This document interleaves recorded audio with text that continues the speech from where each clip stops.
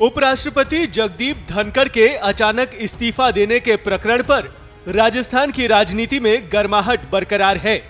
राजनीतिक गलियारों में हलचल तेज है और सियासी बयानबाजी ने माहौल को गर्मा दिया है। पूर्व मुख्यमंत्री अशोक गहलोत के तीखे बयान के बाद अब कांग्रेस के दो और दिग्गज नेताओं ने भाजपा के खिलाफ मोर्चा खोल दिया है। कांग्रेस प्रदेशाध्यक्ष गोविंद सिंह डोटासरा और पूर्व डिप्टी सीएम सचिन पायलट ने धनखड़ इस्तीफा प्रकरण पर भाजपा पर सीधा हमला बोला है। डोटासरा ने सवाल खड़ा किया है कि क्या वाकई धनखड़ ने इस्तीफा दिया है या उनसे इस्तीफा दिलवाया गया है। उन्होंने बीजेपी पर यूज एंड थ्रो की राजनीति करने का आरोप लगाते हुए कहा है कि इस तरह के घटनाक्रम से न केवल लोकतंत्र बल्कि राजस्थान की 36 कौम का भी अपमान हुआ है। पूरे राजस्थान का अपमान हुआ है, पूरे राजस्थान की 36 कौमों का अपमान हुआ है। वो राजस्थान का बेटा था। अगर इस तरीके से इस्तीफा लिया गया है, को मजबूर किया गया देने के लिए, तो दोनों ही बातें देश के लिए खतरनाक है, संविधान के लिए खतरनाक है, लोकतंत्र के लिए खतरनाक है। इसलिए मैं तो समझता हूं कि 36 कौम इस बात को विचार जरूर करेंगे और उनके एक जहन में जरूर आएगा कि ये जो डबल इंजनों की सरकारें बन रही हैं, ये संविधान को नहीं मानती हैं, ये लोकतंत्र को नहीं मानती हैं और तानाशाह के रास्ते के ऊपर चल करके और कुचलने का काम कर रहे हैं और लोकतंत्र को कमजोर करने का काम कर रहे हैं। इसलिए आने वाले समय में इनको नुकसान उठाना पड़ेगा। इनकी ये पैटर्न रहा है इनका कि यूज एंड थ्रो।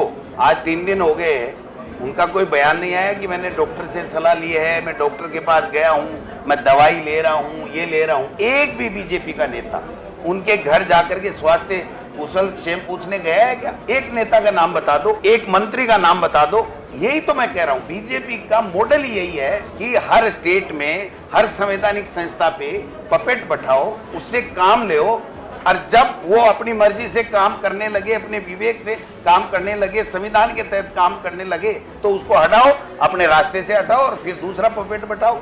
यही राजस्थान में हो रहा है, यही दिल्ली में कर रहे हैं।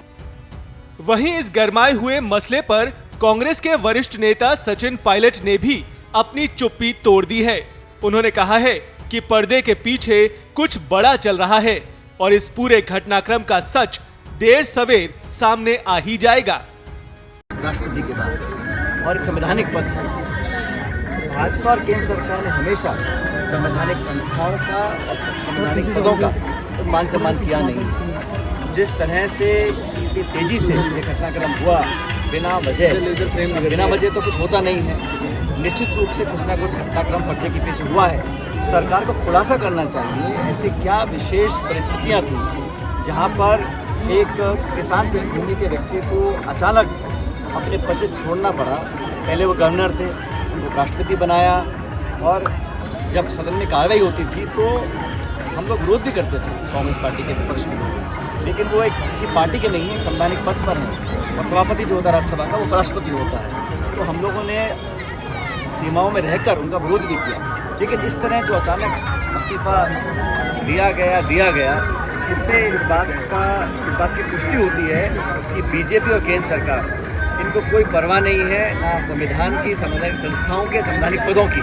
तो आज नहीं तो कल इसका खुलासा जरूर होगा कि एक ऐसे व्यक्ति को जिसका बड़ा भाजपा बढ़ाई लेने की कोशिश करती थी कि हमने किसान वर्ग के व्यक्ति को पहली बार राष्ट्रपति बनाया है, आज वही किसान वर्ग पूछ रहा है कि आपने बनाकर जो बेइज्जत किया है उसके लिए कौन जिम्मेदार है।